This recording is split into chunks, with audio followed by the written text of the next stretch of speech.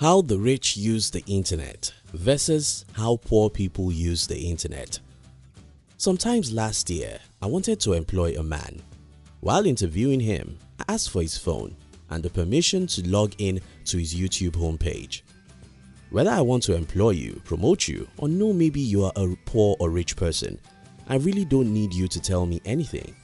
If I can have access to your browser history, I can know most things I need to know about you. If I can have access to your social media profiles, your YouTube homepage, or your browser history, I can know anything I want about you.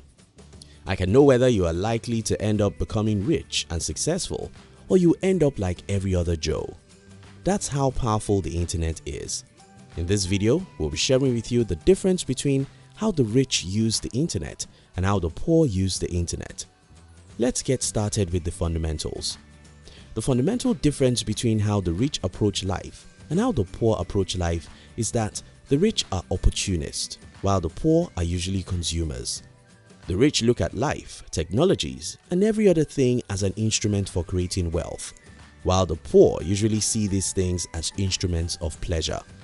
Take for instance how I got to fall in love with Facebook. It happened that everyone I knew had been on Facebook and they always asked why I wasn't there, to which I usually asked them, what are they doing on Facebook? They told me that you can chat with your friends and post anything. That wasn't interesting to me.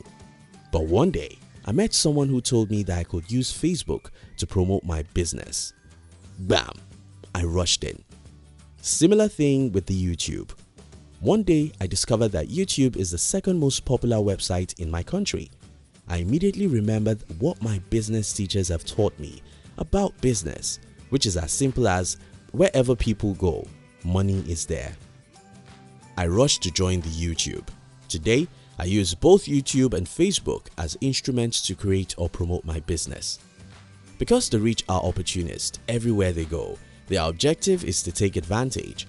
In other words, because poor people are usually consumers, everywhere they go, their objective is to enjoy and have fun. This approach is what the two groups bring to the internet. Let's look at these three major points.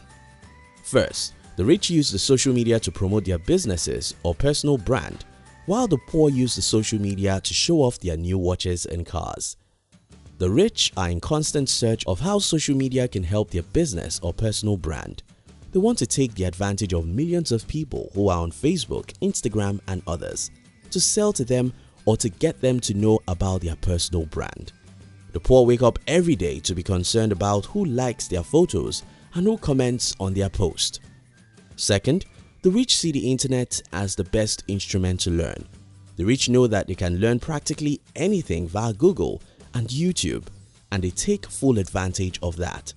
The poor are busy on gossip sites and entertainment YouTube channels. Fun, fun, fun. That's what is important to them. Does that mean that the rich don't have fun or watch entertainment videos? No, that's not the point. The best way to see this is to ask, what do you do first thing in the morning? If you wake up in the morning and the first thing you do is to log into Facebook to look at the numbers of likes your last night post has, or to go to a gossip website and read what happens between two actors or politicians, then that's your priority. However, if you invest your entire day diligently and in the evening you spend some time to relax and entertain yourself, that doesn't make you a poor person.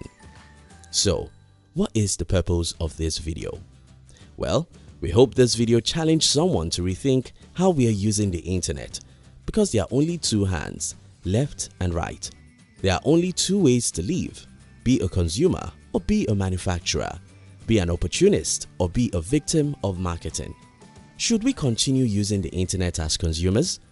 Are you aware that some smart people are making money everywhere you go on the internet? Yes, for every single website you visit, for every app you use, for every click you make on the internet, someone is either making money or about to make money. Someone is selling something, his product, a service, or himself.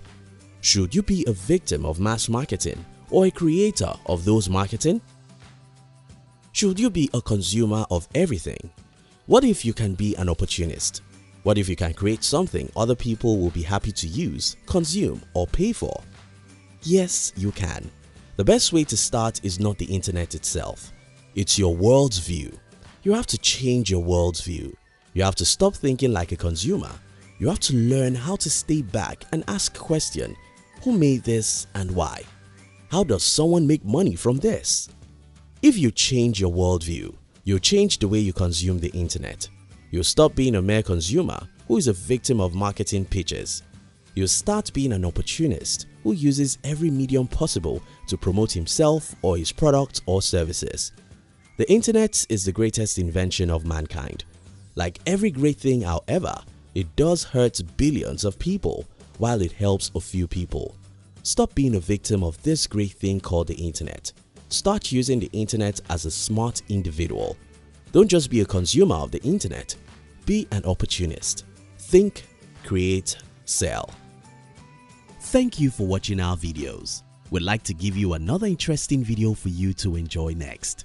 But before then, our team will be very happy if you can like this video and share it with your friends on social media. If you're new here, don't forget to subscribe so you won't miss other interesting videos like this. Look at your screen now to see 2 other videos we handpicked for you to enjoy next. We love you.